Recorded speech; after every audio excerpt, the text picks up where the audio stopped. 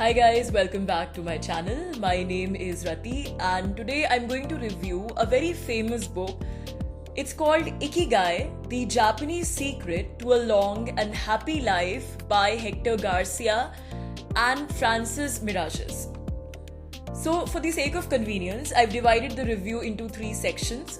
Firstly, I'm going to talk about the context of the book, under which circumstances the book was written, what is the background story of the book. Secondly, I'm going to tell you about a few main points, a few principles, teachings of this book which I absolutely loved. And finally, I'm going to briefly tell you why you should read this book. So let's get started. Ikigai is a Japanese word which in English can be roughly translated as reason for being, reason for your existence. What is that sole passion or purpose of your life that makes you want to jump out of bed early in the morning and take on the day with a lot of vigor and enthusiasm? What is that sole purpose guiding your light? So Ikigai is a very typical word in Japanese, and to be honest it's difficult to translate it into English, but this is the closest we can come to its English translation, the reason for being, reason for existence. Let me also clarify at this point that Ikigai does not mean chasing your professional goals or material goals, and it's not related to all that stuff which a lot of motivational books talk about about increasing your productivity or achieving your goals in the general sense of the term. Ikigai is a far more complex concept than that, and it also includes a spiritual dimension. So discovering your Ikigai, finding your Ikigai is not limited to worldly success. That's just a part of it, but rather finding your Ikigai is all about achieving a state of unison, a state of balance between your physical, mental, emotional and spiritual energies so that you attain supreme bliss. So the whole book in a nutshell is about finding your Ikigai, discovering your Ikigai. Now coming to the context of the book is a product of journalistic research, or to be more precise, it's a product of ethnographic research. Now let me briefly explain you what do I mean by ethnography. So ethnography is a kind of journalistic research practice in which you visit a particular place and you live within a particular community. That particular community is the object of your research. So you live in that area, you interact with the community members, you daily closely observe their lifestyle, what are their habits, what are their patterns of existence, and what is it that makes them so unique and different. And you also simultaneously take notes and interviews of the community members. So this kind of research has been followed by the authors of this book. Hector Garcia, one of the authors, has lived in Japan for a long time. So both these authors traveled to an area of Japan known as Okinawa. Okinawa is a very beautiful island of Japan, and the speciality of Okinawa is that it is one of those areas, not just in Japan, but all over the world, which has one of the highest life expectancies. So it's quite common for you, if you're walking around Okinawa, this beautiful island in Japan, that it will be quite common for you to see people who are 100 years old walking around, or even 110 years old, even 120 years old for that matter, which to most of us, to be honest, can come across as quite a shock. Because even here where I live in India, if a person lives up to late 80s or maximum early 90s, they're considered to have, a very good life expectancy, the ultimate life expectancy. So it's difficult to imagine people who live, who easily live for 100 years, 110 years, and not just that they are living, but they're very active during that time. So these authors traveled to Okinawa and they interacted with the community members there, spent a lot of time and did this brilliant research, and then this book is the product of that research.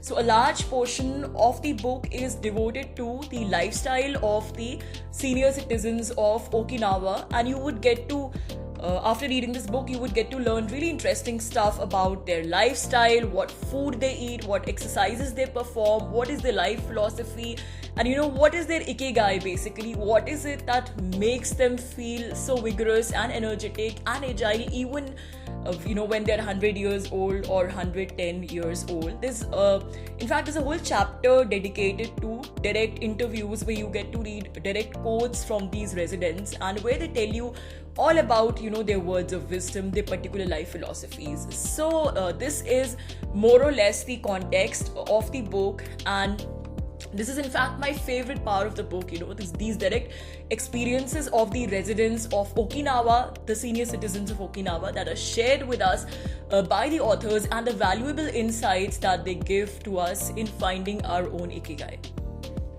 Now let me briefly talk about the main points of the book, the main principles as I call them, which I really liked and which I think all of you should know about from the book. This is the second section of my review. So the first most important principle is do not retire. Now guys, I think retirement is a very much of a Western construct, not just in West, but now it's coming to Eastern countries as well. Even in India, we have this concept that when you're young, you really work hard and you sort of totally burn yourself, and by the time you hit 60 or even your late 50s for that matter, you just want to retire and leave your job and relax the rest of your life. In fact, these days you must have heard that people are seeking early retirement of all kinds because their jobs are so hectic and are completely burning them out.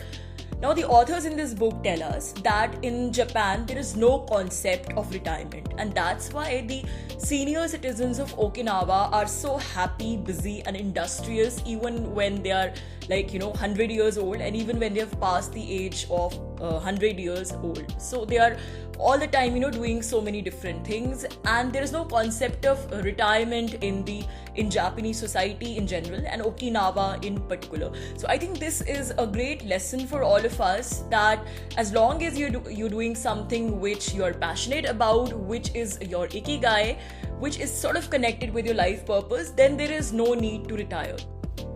The second principle is find flow in everything you do. This is an absolutely beautiful concept that has been explained with a great deal of lucidity in the book, and the author gives us examples of many people from Japanese society, Japanese artisans, technicians, and how when they're doing so-called mechanical jobs, the levels of concentration they have and the way they are completely lost and immersed in their jobs that they do not notice the world around them. It's something completely legendary.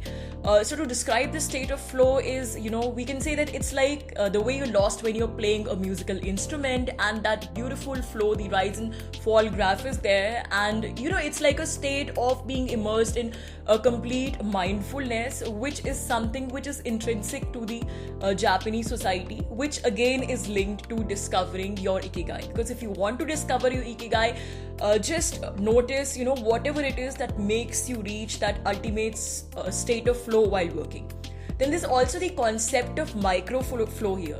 Now, micro flow basically means that you reach that state of ecstasy even while doing mundane tasks. So for example, you're doing regular jobs like you're a clerk, or you're working as a receptionist at the front desk, or even if you're working as a cleaner. Most people see these jobs as very monotonous. But the book Ikigai says that even these, what Japanese do, that even these so-called monotonous jobs, they're so devoted to their jobs that they add their own sense of uniqueness and, elan and style to even these so-called monotonous jobs. And that's what we mean by microflow. The third principle is have a community life. The most wonderful thing about the senior citizens of Okinawa is that, they're always celebrating. They're celebrating even the smallest achievements of life, and they're a very close-knit group of people, always, hanging out with each other and leaving no opportunity for celebration. So even if they're 100 years old, 105 years old, they're celebrating their birthday party like kids, and you can see them so happy and exuberant. So this sense of community is something that I think we should strongly take from this book and the residents of Okinawa. Because in the present day scenario, we are, all bound by social media and work, and family life is getting disrupted, and that sense of community is totally getting lost. So one of the secrets the author tells us of the long life of the Okinawa residents is the sense of, strong sense of community that they have. Then the fourth principle here is spend time in nature. Okinawa residents, the senior citizens of Okinawa, you will see that a majority of their time is spent either, walking outdoors or, just walking with their friends or making some picnics outdoors or gardening. They spend a lot of time gardening, and not just gardening. In fact, they also grow their own food, which is just so inspirational. It's not like us that we just eat whatever processed food is available in the grocery shops or the supermarkets, but they literally are, they're very mindful about the food they eat. They only eat local produce, and they grow their own food in their backyards, in their kitchen gardens. So this is so inspiring, and this connect with nature, this connect with the earth is also closely linked to finding our Ikigai, something which we have completely forgotten about in modern day existence. The fifth principle is the Japanese concept of wabi-sabi, or finding joy in fleeting moments. Now, I really absolutely loved this principle. So basically, the book says that the Japanese do not believe in, any kind of eternal joy or joy of permanence. Rather, they have this philosophy of wabi-sabi, which means that you find joy in imperfections and you find joy in fleeting moments, and that reflects in everything, the way they make art, the way they make architecture. Their houses are built in such a way that the structures can be dismantled and rebuilt every time. So the Japanese, according to this book, the Japanese wisdom tells you that you should enjoy every small moment of life, and that's also connected to discovering your Ikigai. The sixth and the last principle which I loved in this book is create redundancies. Now, let me explain this. This basically means that you must have multiple options in your both personal and professional life, so that if your one option fails, then you have others to fall back on. Now, this might sound a bit funny and selfish in personal life, to be honest, but in context of professional life especially, I think this is really useful. So in professional life, creating redundancies basically means that you do not depend on a single source of income, on a single job, but you create multiple streams of income by whatever hobbies you have. So even the Okinawa residents, they have multiple sources of income. And this is the way to live according to the book. And it makes a lot of practical sense, I think, because as the book explains us that, if you're totally dependent on one job for your livelihood, then what happens if you lose the job, you get caught in a web of insecurity, and then you get another job, and it's like a vicious circle. But if you have multiple streams of income and, you're making a little money from your side hobbies simultaneously, then maybe it's possible, that even if you lose your main jobs, you upstep your side gigs and you create more money out of your passions. So these are the 6 points which I had to mention. Now, coming to the final section, very quickly to wrap up, let me tell you why I think you should read this book. So firstly, I think this is a very hands-on book for finding your Ikigai, your sole purpose of existence, and that is the main reason why I think you should read this book.